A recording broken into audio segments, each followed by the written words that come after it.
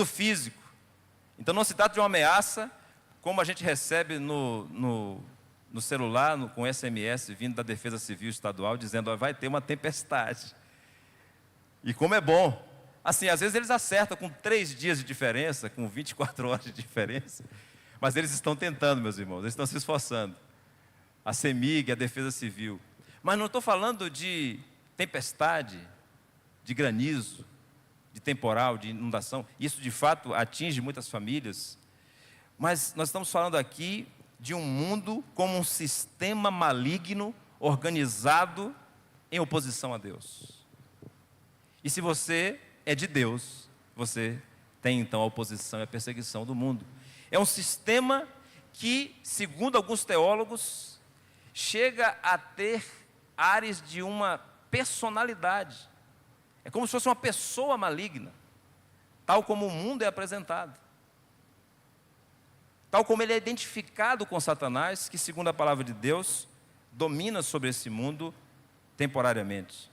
Aqui, nós devemos pensar em mundo como o apóstolo Paulo ensinou em Romanos, no capítulo 12, versículo 2. Não vos conformeis a este mundo, mas transformai-vos pela renovação da vossa mente, para que experimenteis qual seja a boa, perfeita e agradável vontade de Deus. Ou seja, esse mundo ao qual nós não devemos nos conformar é contrário à palavra de Deus, ou à sua vontade revelada, que nós devemos obedecer. Agora, meus irmãos, eu quero chamar a atenção de vocês para a última expressão desse versículo. Eu venci o mundo. Nós estamos identificados com Cristo, estamos em comunhão com Ele e temos a sua paz. O mundo se levanta para quebrar essa comunhão, para tentar nos separar de Cristo. Aí nós vamos perder a paz. Aí nós vamos viver, de fato, escravizados por esse mundo. Mas nós temos comunhão com Ele, é por isso que nós sofremos nesse mundo. Agora, o nosso sofrimento deve ser pensado em função da vitória de Cristo sobre o mundo. Eu venci o mundo, diz o Senhor. Agora, esta vitória de Cristo sobre o mundo não foi necessariamente quando Ele morreu. Eu disse que Ele está preparando os discípulos para a sua morte, a sua partida. Mas Ele disse aqui, eu venci. E até onde me consta, você pode me corrigir, Ele está falando do passado. Ele está falando de algo que já está definido, acabado. Eu venci, ponto final. Ele já começou a sua vida e o seu ministério como um vencedor. E o que levou o Senhor Jesus a vencer o mundo desde o início é a sua filiação divina, foi a sua filiação diante do Pai. Nós devemos voltar então para o início do ministério de Jesus. Não vamos ler todos os textos, mas devemos lembrar pelo menos de Mateus capítulo 3, versículo 17, quando diante da revelação da Trindade Santa, Pai, Filho e Espírito Santo, no batismo de Jesus, o versículo 16 do capítulo 3 diz, batizado Jesus logo saiu da água e eis que se lhe abriram os céus e viu o Espírito de Deus descendo como pomba, vindo sobre ele, o Pai, o Filho e o Espírito Santo. 17 diz, eis que uma voz dos céus, a voz do Pai, que dizia, este é o meu Filho amado, em quem me comprazo. A vitória de Jesus sobre o mundo se deu no início, porque ele já nasceu como Filho de Deus, e ele iniciou seu ministério com a afirmação de que ele era o Filho amado de Deus. E não à toa, o capítulo 4 narra a tentação de Jesus, como o mundo foi usado pelo diabo para testá-lo. Da mesma forma, a família cristã, cada um de nós, vencemos o mundo através da nossa comunhão com Cristo, da nossa filiação divina, pela fé. Porque o mesmo apóstolo João, que escreveu o Evangelho, disse no capítulo 1, versículo 11 e 12, que quando nós cremos, nós recebemos o poder de nos tornarmos filhos de Deus. Veio para o que era seu, diz o versículo 11, e os seus não o receberam. E o 12, mas a todos quantos o receberam a Jesus, receberam junto com a fé em Cristo e a comunhão com Ele, o poder a condição de serem feitos filhos de Deus. Essa vitória é para aqueles que creem. Essa vitória é pela fé. Nós assim nos unimos a Cristo e somos vitoriosos com Ele diante do mundo. 1 de João, capítulo 5, versículo 4 diz: porque todo o que é nascido de Deus, vejam bem, a base da vitória é a filiação. Todo aquele que é nascido de Deus vence o mundo. Você percebeu o conceito bíblico de vitória sobre o mundo? Filiação. Você é filho ou não? Essa é a base da sua vitória. E esta é a vitória que vence o mundo, a vossa fé. Como é que eu sei que eu sou filho de Deus? Pela fé. Pela fé na palavra de Deus, que diz que eu sou filho, então eu sou filho. Pela fé no sacrifício de Jesus, que me reconciliou com o Pai, então agora também sou filho. Eu creio no Filho de Deus, e eu também sou filho de Deus. A família cristã tem como base da sua vitória contra o mundo a afirmação da sua comunhão com Deus através de Jesus. E aqui, agora nós começamos a pensar em como o mundo se levanta, em quais são de fato esses inimigos, porque filho diz respeito a ser, filho diz respeito à identidade, e o mundo vai levantar outros dois aspectos da existência, pelo menos, que vão provar, que vão testar a sua filiação, o fazer e o ter. Mas ser filho é isso, é ser, é identidade, é pertencimento, é relacionamento profundo, inquebrável. O que é que o mundo vai fazer então? Vai levantar o ter, para que a sua identidade seja minada, seja suspensa, seja questionada. E o fazer, para que você transfira a sua identidade para os resultados do seu potencial, o seu desempenho. Então, a nossa vitória contra o mundo passa por identidade e pertencimento. Diante de todas as lutas que você terá, que a família cristã enfrenta, diante de todas elas, a vitória será a afirmação de que você é filho, de que você tem comunhão com Deus. A família cristã, então, desfruta dessa paz que Jesus veio oferecer, essa paz que está na comunhão com Cristo, e tem a garantia da vitória contra o mundo. Você tem, pela vitória de Jesus, a garantia da sua vitória contra o mundo. Nosso objetivo, então, é compreender quais são esses inimigos, e eu destaco dois. No primeiro sermão, nós trabalhamos a ideia do individualismo como inimigo interno, que tem a ver com a carne, com o mal que está no coração. O individualismo que se manifesta na comparação e na comparação. Na comparação e na competição, melhor. O individualismo que não aceita o outro, a diferença, a diversidade, e quer impor, então, a sua autonomia ou o seu interesse pessoal. Isso é um inimigo interno.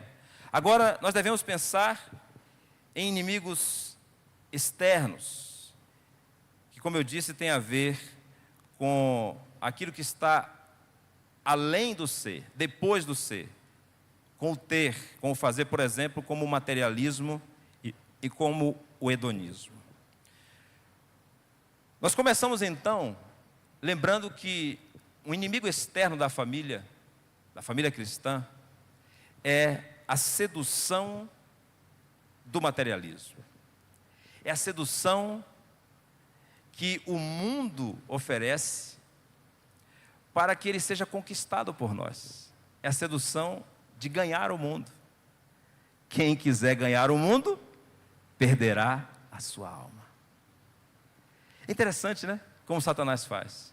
O mundo que é um inimigo nosso, é um inimigo do cristão e da família cristã, ele não é apresentado como algo que vem destruir, mas como algo que vem satisfazer um anseio por ter controle sobre a vida.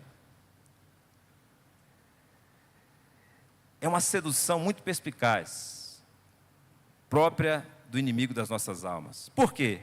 Ainda aqui em 1 de João 5,19, o texto diz: sabemos que somos de Deus, e o mundo inteiro jaz no maligno. Me ajude a perceber que isso não é coincidência. Olha o que a palavra de Deus faz. Primeiro ela afirma, somos de Deus. Depois diz, o mundo jaz no maligno. Você percebe que o inimigo vai se levantar para atingir a sua identidade? Somos de Deus. O mundo inteiro jaz no maligno.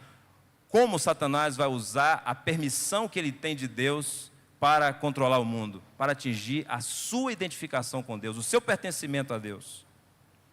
O domínio que Deus tem sobre a sua vida, a sua dependência de Deus. Aí nós precisamos voltar a Mateus capítulo 4, versículos 8 e 9. Porque, como eu disse, o Senhor Jesus ouve aquelas palavras, este é meu filho amado, em quem eu me comprazo, e em seguida o texto diz que ele foi levado pelo Espírito ao deserto para ser tentado. Aí você diz assim, não, é brincadeira.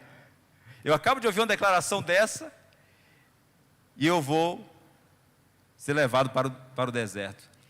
E você pode perguntar, porque você é um ser racional, você convive com questões que são importantes para a sua existência, Deus poderia mudar o mundo, e por que Ele não mudou? O mundo está assim desde o tempo de Adão e Eva, desde o tempo de Noé, desde o tempo de Jesus. E Deus é todo poderoso, Ele poderia mudar o mundo, por que Ele não mudou? Jesus veio a esse mundo e Ele sofreu o que nós sofremos. Outro dia eu estava conversando com Mariana sobre essa pergunta, exatamente sobre essa questão. O mundo é o mesmo?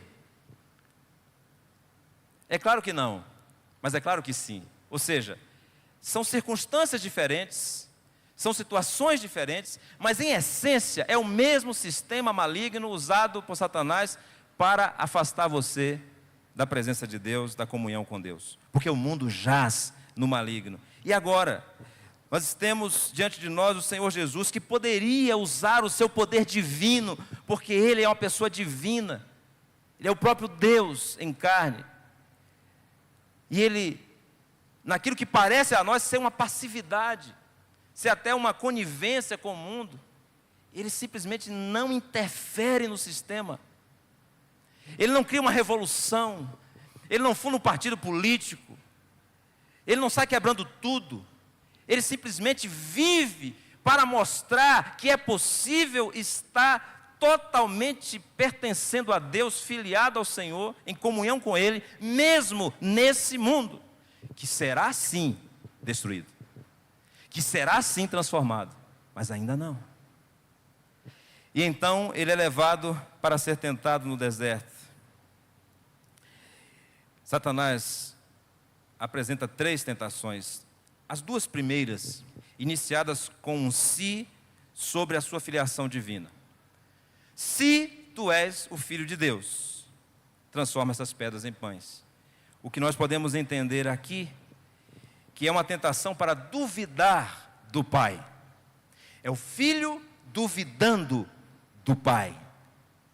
Se tu és o Filho de Deus, transforma essas pedras em pães. E ele responde, dizendo que ele depende do Pai, e ele não duvida da bondade do Pai, da provisão do Pai. A segunda tentação, o diabo leva a cidade santa ao pináculo do templo, versículo 5. No versículo 6, de novo um se. Se tu és um filho de Deus, um se diante da filiação, do pertencimento, da identidade dele. E aqui nós podemos entender que quando o diabo oferece a opção de pular do pináculo do templo, ele está tentando o filho, para que o filho tente o pai. Não é duvidar do pai, é tentar o pai. É medir forças com o pai. É testar até onde vai o seu limite, o seu direito. Eu não sou filho, então será que eu não poderia usar o meu poder? É tentar o pai, mas é filho. É o filho duvidando do pai, é o filho tentando o pai. Agora, veja se você nota junto comigo, que na terceira tentação não tem um se e não tem uma filiação em questionamento. Porque o que Satanás faz, por último,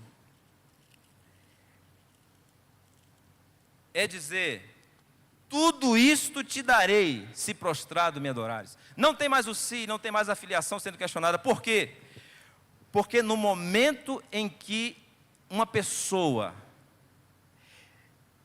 se rende ao materialismo, abre mão daquilo que é, para ter o controle sobre os bens materiais, ter influência sobre o mundo, ela já deixou de ser filho de Deus. É por isso que essa terceira tentação não questiona mais a filiação.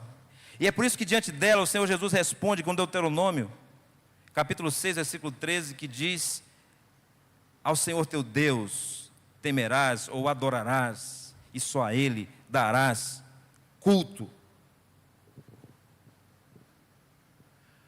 Por que o materialismo é tão perigoso? Porque ele pode representar o abandono do Pai. Não é mais a dúvida sobre a bondade do Pai. Não é mais a tentação sobre o poder do Pai. É o abandono do Pai. É a desfiliação diante do Pai. É uma vida autônoma. É uma vida que não leva em conta a dependência de Deus. É uma vida que ambiciona o controle. É por isso que o materialismo é tão perigoso. E nós precisamos entender isso, porque vivemos num mundo em que essa tentação atinge as nossas famílias o tempo inteiro. Existe um especialista em finanças chamado Gustavo Cerbasi, que eu recomendo que você conheça, leia, assista o conteúdo que ele compartilha. E quando ele explica sobre como organizar a sua vida financeira, ele diz: comece com o seu tesouro. Até parece que ele conhece a linguagem bíblica, mas na verdade ele tem um trânsito mesmo entre as igrejas evangélicas. Já vi muitas vezes ele sendo convidado. Ele diz: comece pelo seu tesouro. O que é importante para você? O que você valoriza?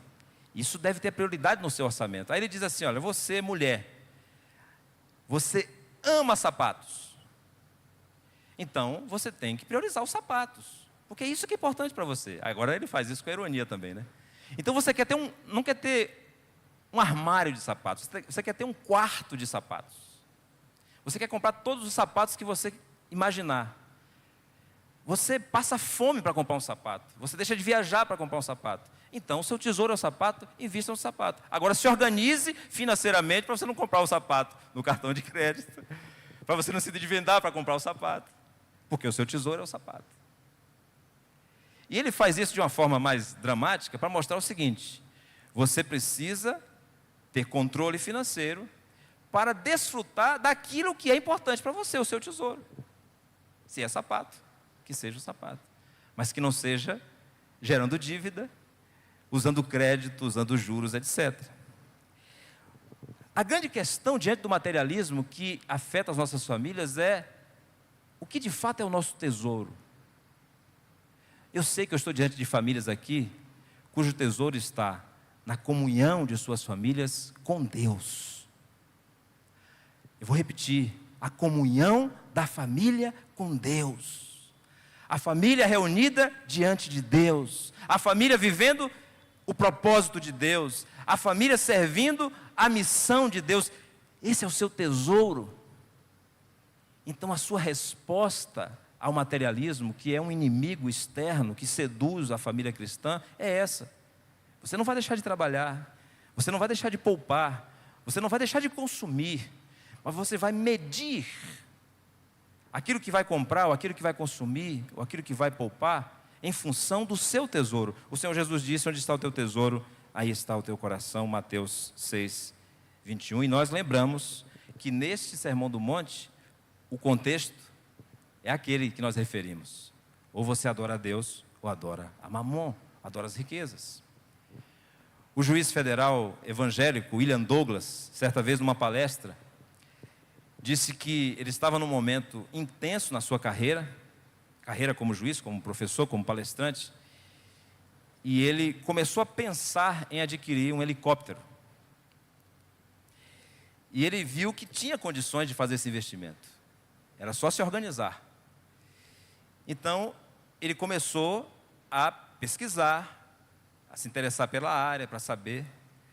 E ele disse, ele inclusive fala também para essa área financeira, ele disse que começou a imaginar alguns cenários. E ele viu o custo do helicóptero, mas também o custo da manutenção, os funcionários. Toninho, tem que pensar no funcionário também. Segurança, né? Obviamente. Mas ele começou a pensar, Toninho, ele pensou assim, olha, se eu tivesse um helicóptero, quantas palestras a mais eu faria? Quantas viagens a mais eu faria? Eu me livraria do trânsito, mas eu estaria em muitos mais compromissos. E isso consumiria o meu tempo. E ele começou a pensar, William, outro William aqui. Ele começou a pensar, e meu tempo com minha família?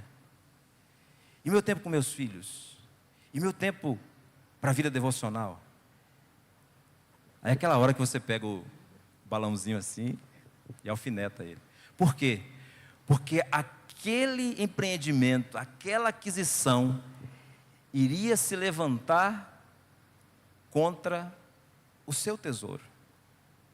E eu não tenho dúvida de que para uma família cristã, o tesouro é a comunhão dessa família com Deus, porque é isso que vai unir a família. Então o materialismo vem como uma sedução. Vem dizendo para você que você é capaz de controlar. Porque você vai ter um segundo emprego, ou você vai fazer um outro investimento, mas assim, é só por um tempo. Depois você compensa. Esse semestre vai ser difícil, aí eu não vou ver muito a minha filha durante o dia, mas no próximo semestre a gente vai fazer uma viagem internacional. Entende? Não vem como algo declaradamente anticristão ou contrário à família. Pelo contrário, vem para apresentar vantagens, alternativas, sonhos. Mas é preciso avaliar se isso não está atingindo a sua comunhão com Deus. Se isso não está levando você a pensar em ter o controle da sua vida, com o sacrifício da sua vida devocional, com o sacrifício da convivência na família. Meus irmãos, nós precisamos dizer aqui, o pastor Alex fez isso recentemente. Quando pregamos sobre isso, nós não estamos dizendo que as pessoas não devem trabalhar, que as pessoas não devem investir, não devem ter inteligência financeira. Não é isso. A questão é quem está no controle. A questão é onde está a sua identidade. Na comunhão com Deus, na declaração de Deus de que você em Cristo se tornou filho, parte da família de Deus, ou você precisa de um novo carro, ou você precisa de um novo celular, e você percebe que a indústria é toda montada exatamente em cima disso. É um nome estranho, mas se chama obsolescência. É aquela ideia de que quando você adquiriu um celular novo, os engenheiros daquela empresa, eles já têm o projeto do seguinte. E eles estão planejando que você use esse, sem conhecer o outro, durante 1 ano, ou durante 6 meses. E depois você vai ficar louquinho para ter o próximo, porque o próximo vai ter coisas que eles já poderiam ter oferecido, mas eles não vão oferecer, é claro. Porque eles colocam um prazo de validade no objeto que você comprou. Porque você não está comprando um objeto, você não está comprando um smartphone, você está comprando, talvez, é isso que a indústria quer, uma identidade. Parecer com alguém. Ser visto com. É por isso que quando você vai fazer a selfie, diante do espelho tem que ter lá, eu não vou falar a marca, porque não é uma foto apenas, é a foto com a marca. Essa é a questão, é a questão de identidade. Se eu compro para o bem da minha família, para a segurança da minha família, para o meu bem-estar, para a minha saúde, não há mal nenhum e Deus não reprova isso. Mas se eu compro porque o outro tem, mas se eu compro e se eu faço a viagem porque o outro fez, aí é de enlouquecer, porque por trás daquelas selfies do Instagram, você não conhece a realidade lá. Você não conhece o que está de trás da maquiagem. Você não conhece o que está por trás. Às vezes, por trás daquela viagem maravilhosa das fotos, tem uma dívida para a pessoa pagar durante 3 anos, com juros exorbitantes. Ela já foi, já voltou, e o cartão continua insistindo com ela, que ela não deveria ter ido. E você fica ferido com isso, porque você não pôde ir para aquele lugar. Percebe como é que essa sedução acontece? É para atingir a sua identificação com Deus. Mas, meus irmãos, nós temos como inimigo, além da sedução do materialismo, também uma armadilha.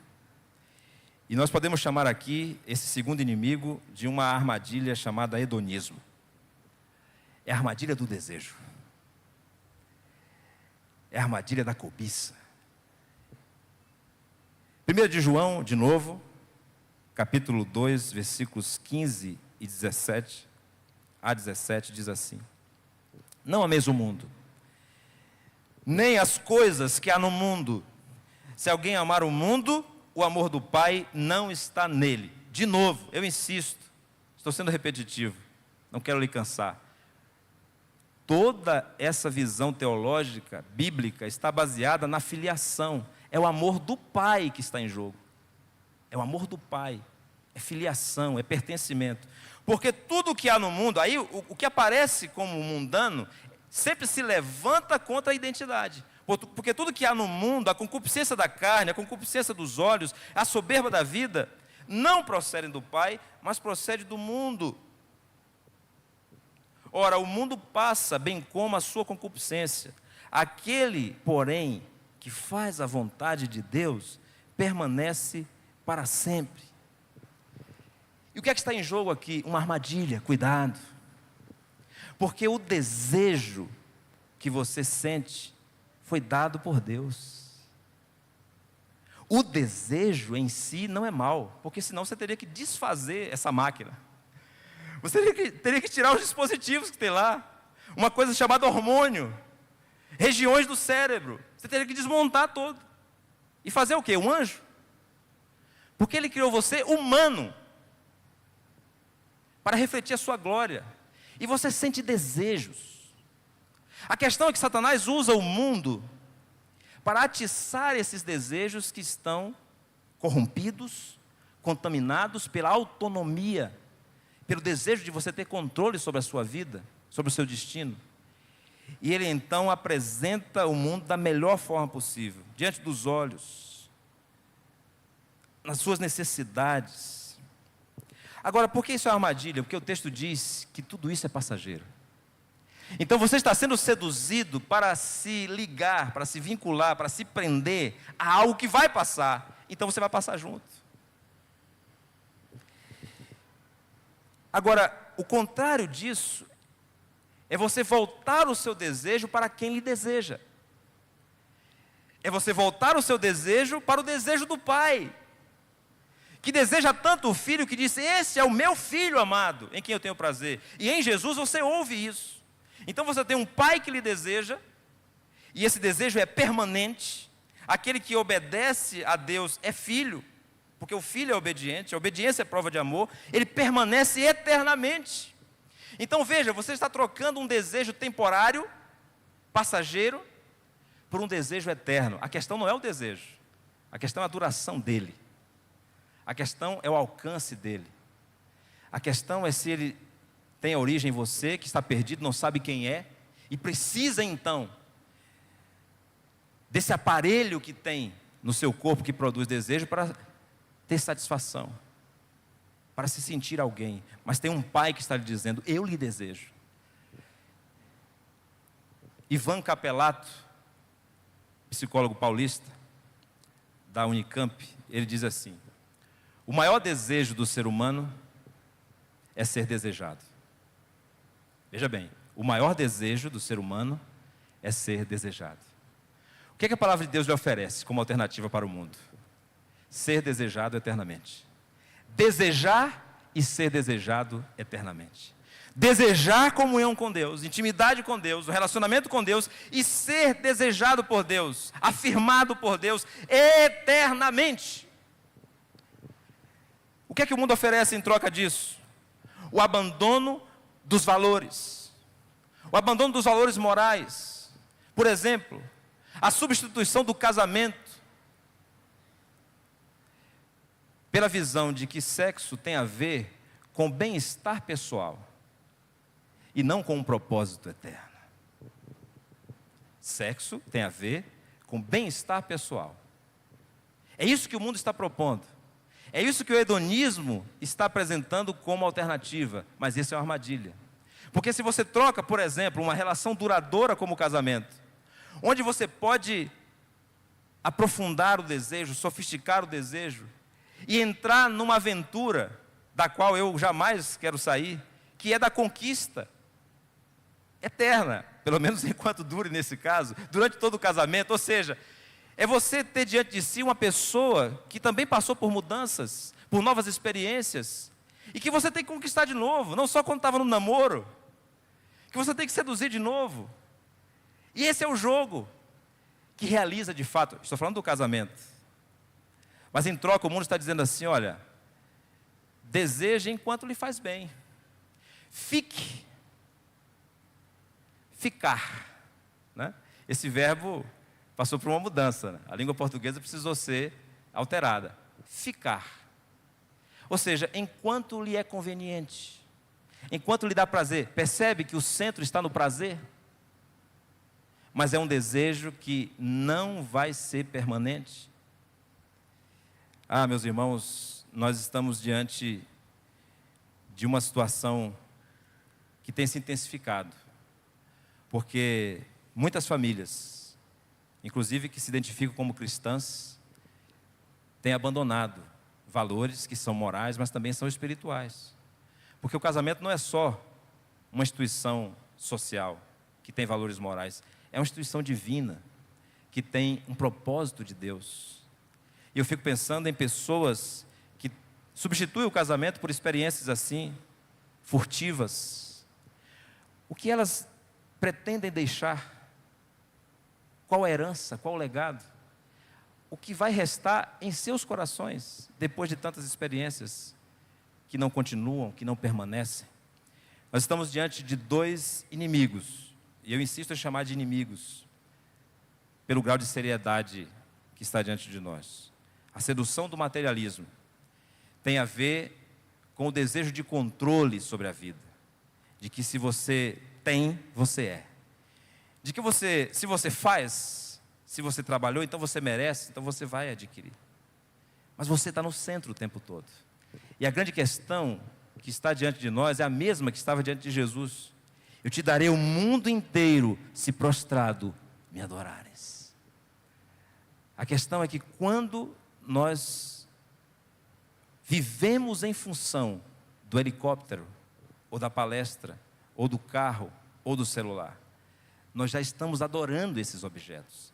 Nós já estamos vivendo em função do status, da fama que ele pode trazer, e já deixamos de adorar a Deus. Mas o Senhor Jesus nos ensina como devemos responder: só ao Senhor teu Deus adorarás e lhe prestarás culto. Estamos diante do inimigo que é a armadilha do desejo, a armadilha do hedonismo. Nós temos uma carência, precisamos ser desejados, então nós seduzimos, entramos nessa avenida aberta diante de nós pelo mundo, que é: viva para curtir a vida, viva para o prazer, que mal há nisso, o que importa é ser feliz. Mas nesse meio nós nos perdemos.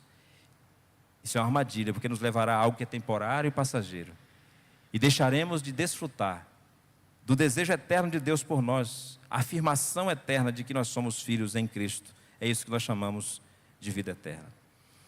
Devemos orar, e nesse momento nós vamos fazer assim: vamos orar pelas nossas famílias, vamos pedir ao Senhor que, pela sua palavra, sempre abra os nossos olhos e que nos dê força, em primeiro lugar, para vencermos o materialismo pela busca do reino de Deus.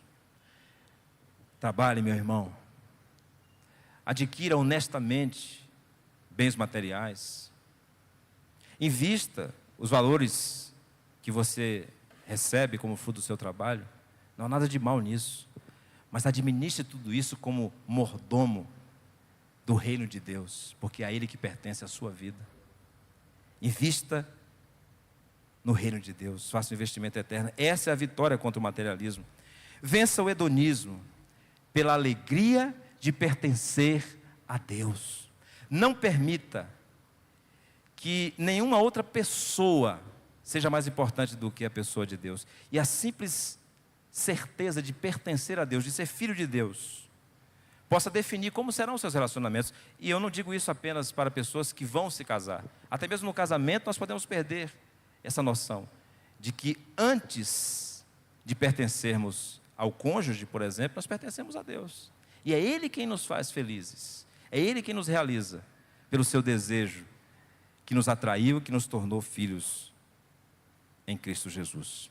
Amado Senhor, nós te agradecemos, porque o Senhor nos dá a alegria de podermos, ó Pai, pela Tua palavra, afirmar que nós já vencemos o mundo. Ah, Senhor, vencemos sim. Não pela força do nosso braço, não pela nossa capacidade, mas por Jesus. Ó Deus, firma os nossos pés em Cristo, para que nesse mundo que se levanta contra nós, que odeia ao Senhor, mas que vem a nós, ó Deus, na forma da sedução, da armadilha. Ó Deus, abre os nossos olhos espirituais. Não deixe, ó Deus, que nós abandonemos o Senhor como nosso Pai. E que nós troquemos, ó Deus, a satisfação do relacionamento com o Senhor por qualquer outro prazer. Ó Deus, o Senhor sabe, ó Pai, que nós precisamos de transformação, de purificação. Por isso pedimos que aquilo que o Senhor identifica em nós, que precisa ser mudado, que o Senhor nos dê, ó Deus, pelo Teu Espírito poder para vencer. Nós te agradecemos pela Tua igreja reunida e pedimos que o Senhor receba esse nosso culto de forma agradável ao Senhor, porque o Senhor conhece a sinceridade do nosso coração e queremos adorar o Senhor em espírito e em verdade. Louvado seja o nome do Senhor. Estamos finalizando o nosso culto e vamos, nesse final ainda, cantar 367 do cantor cristão, Firme na Rocha.